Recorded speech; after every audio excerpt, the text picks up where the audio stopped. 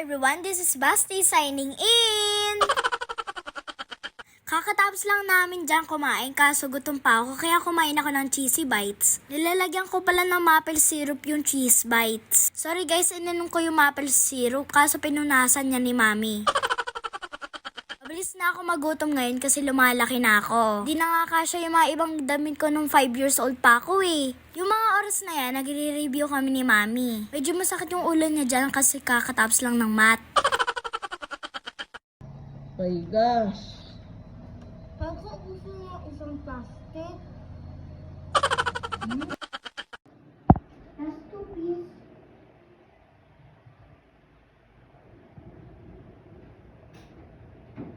Huminga ka ba?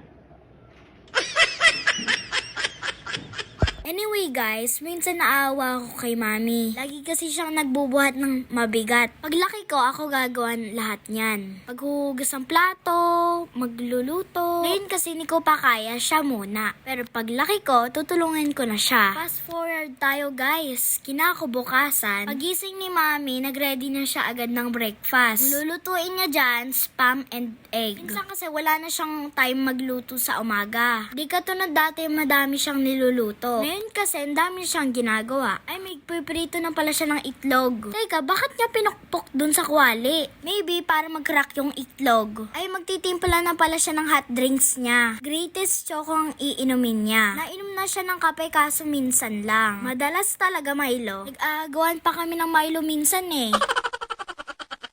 Kaso binibigay ko na lang kay mami kasi hindi siya pwede sa kape. Ayan na, maluluto na yung itlog.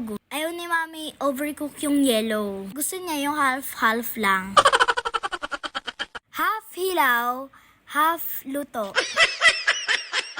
Ayan, magluluto na siya ng spam. Kung makikita niyo yan guys, may iklog yan. Ayaw kasi ni mami na walang iklog. Kasi siyang nagdadry pag matagal na. Minsan kasi umaabot yan sa amin sa hapon. Tapos inuulam pa namin. Kaya nalalagyan ni mami ng iklog para malambot siya. Kasi kapag wala, parang matigas siya. Inuulam namin nung umaga, spam at egg. Pagkatapos yan, umakyat na si mami sa kwarto. Gigisingin niya ako kasi may exam ako. Madami nagtatanong bakit daw mabilis ako magising sa umaga. Sagot ko dyan guys, hindi ko din alam guys.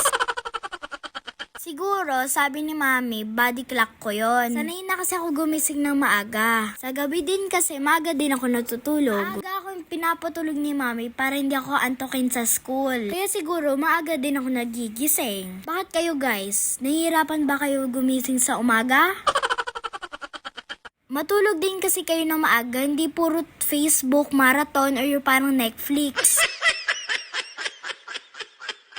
Katapos niyan guys, bababa na ako para kumain. Si mami naman maliligo na. Thank you for watching everyone. Have a blessed day. Bye-bye!